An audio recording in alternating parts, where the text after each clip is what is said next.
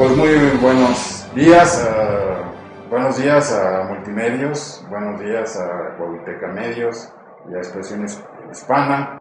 Estamos ahora en esta ocasión con Alberto Bello, un economista destacado de la Universidad de Madrid, Autónoma de Madrid. Alberto Bello es director de negocios del grupo editorial Expansión, que incorpora, por ejemplo, a la revista Expansión, muy importante en el mundo de los negocios y la economía en México, y al portal CNN Expansión. Bienvenido, Alberto. Y también está con nosotros Víctor Maldonado Villalón, coordinador de maestría en Administración y Alta Dirección del Ibero Laguna. Víctor, pues bienvenido aquí. Muchas gracias. A estos campos editoriales de la radio, la televisión y la prensa escrita. Y bueno, tengo entendido que Beto, como le decimos aquí en México, ¿no? Sí. A los Albertos. A mí me gusta más Alberto, ¿no? ¿Te gusta más Alberto? Sí. Alberto está aquí con nosotros por esto, ¿verdad? Por la maestría que estás promoviendo. Sí, dentro de la maestría queremos invitar a gente que nos venga a dar actualidad, que nos venga a platicar de lo que está pasando en el mundo, lo que está pasando en México. Y pues tenemos el honor de que es la primera conferencia con la que abrimos el programa de verano. Iniciamos ya esta semana el programa y pues Alberto nos hizo favor de venir a darnos la primera conferencia de lo que esperamos sea una serie de conferencias que estemos dando a través de la maestría. Con personajes como Alberto. Esperamos, nos pusimos el estándar muy alto, vamos a tratar de continuarlo.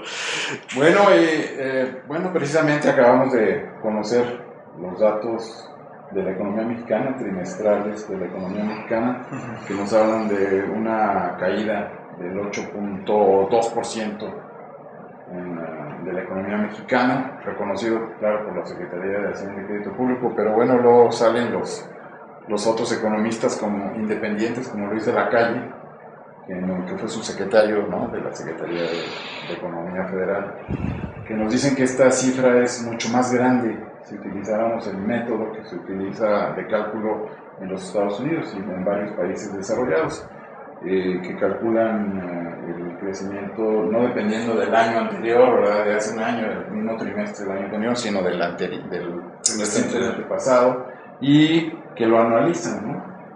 Hacen la predicción hacia finales del año, y entonces estaríamos en una caída del 21.5%, que no se me hace tan disparatada si lo comparamos con la caída de la inversión extranjera, por ejemplo, más del 50% anualizada, más del 55%. Sí, claro. No, bueno, la pérdida de actividad en el turismo, no solo, sí ha caído la inversión extranjera por la recesión global, pero tenemos factores locales serios, como es todo el parón en el sector turístico, en el sector, que eso le pega a todo, ¿no? Por el tema de la epidemia, y si le sumas, pues que sí, se nos están desplomando las exportaciones, se nos está cayendo 30% caída de las ventas. Entonces yo creo que esa cifra del 8% a mí se me hace que cayó en el primer trimestre, no se me hace muy congruente con lo espectacular del resto de las cifras. No, pero en un trimestre 8% sí es una barbaridad, y dentro de la metodología que se sigue en México sí salta mucho, ¿no? Sí parecía que el primer trimestre del año parecía que la crisis no iba a ser tan seria, y sí está pegando muchísimo, ¿no? Yo creo que es una cifra baja comparado con lo que no es baja, que es una cifra que refleja más lo que viene que lo que yo viví en este primer trimestre, donde lo que estamos viviendo en realidad es lo que viene, no lo que tenemos es el miedo de lo que va a pasar el resto del año. Me da mucho miedo, la verdad es que sí me preocupa que sí, este año va a ser un año muy, muy difícil. Y el próximo por el tema fiscal, sí, el próximo el gobierno no va a tener dinero, se van a caer mucho los ingresos petroleros, se van a caer los ingresos fiscales, y sí, vamos a vivir un 2010 sobre todo especialmente peligroso. Cuando el presidente Zedillo, que hace poco declaró la necesidad de emprender una reforma fiscal sustantiva, las bancadas del PRD y del PRI lo acusaron de incontingencia verbal, ¿verdad? Y de falta de imaginación.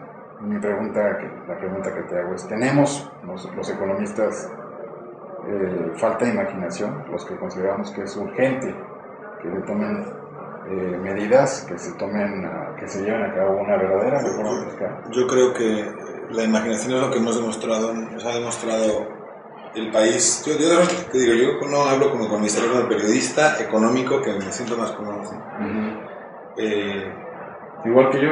Sí, más en el periodismo. Y como periodista económico, en el periodismo de la economía.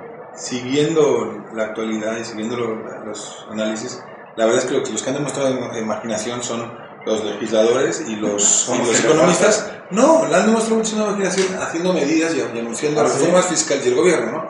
Anunciando reformas fiscales y anunciando reformas energéticas y anunciando medidas de un lado y de otro, que a la larga no ha servido absolutamente para nada. Entonces, si la creatividad no está funcionando, ¿por qué no nos vamos a las recetas que pensamos y que pensaron los economistas hace muchos años? México necesita un IVA generalizado en alimentos y medicinas.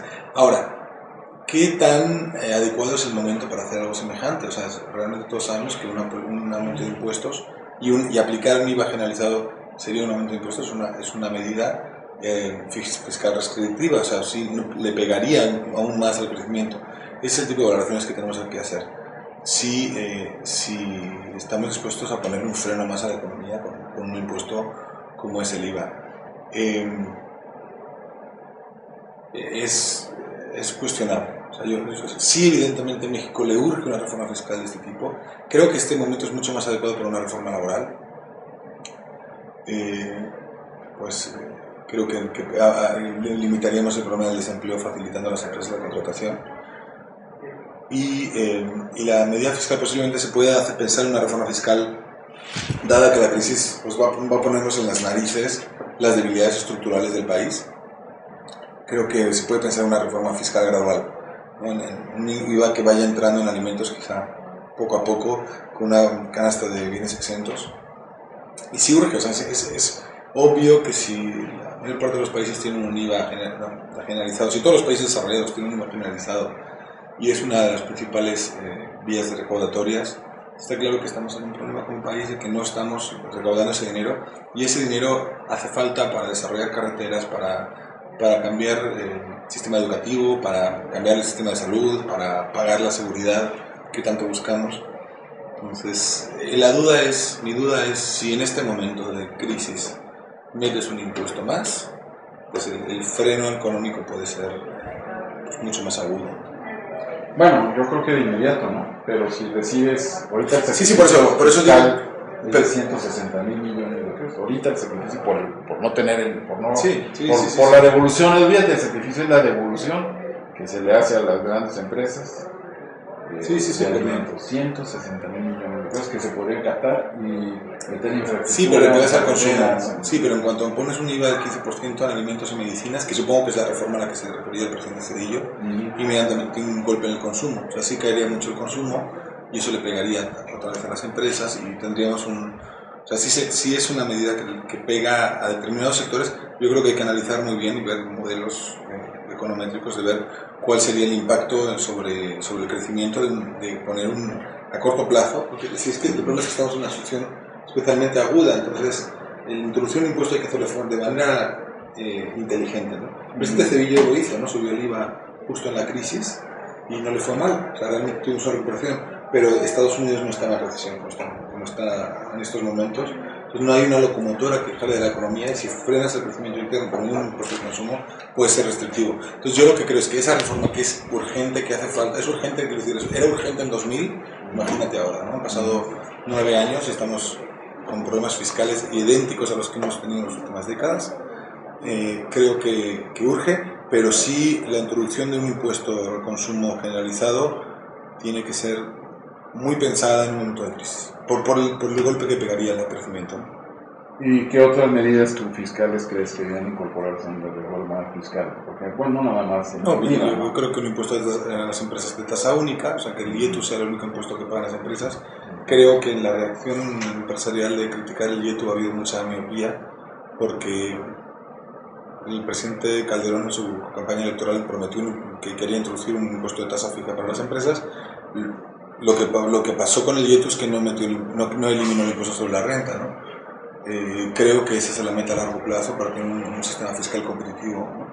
Creo que esa es una medida importante que el Congreso no sé si lo va a autorizar, pero creo que va en el paquete, un impuesto de tasa única competitivo con la fiscalidad de otros países, un impuesto al consumo generalizado que aumenta la base de contribuyentes y la base impositiva, creo que esas son las dos piezas claves.